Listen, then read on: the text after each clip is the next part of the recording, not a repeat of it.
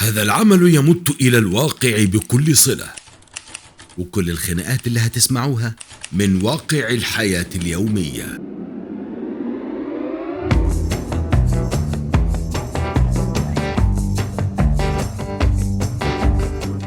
هو انت عايز مني ايه بالظبط؟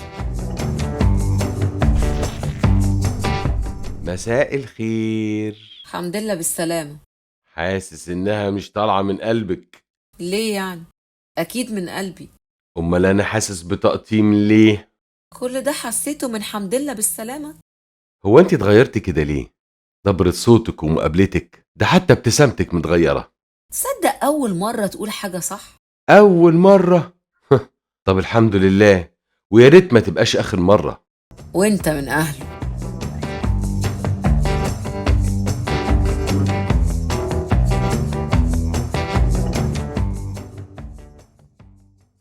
هو ده بقى حلنا، حوارات مبتورة، غياب للرغبة والشغف في العلاقة.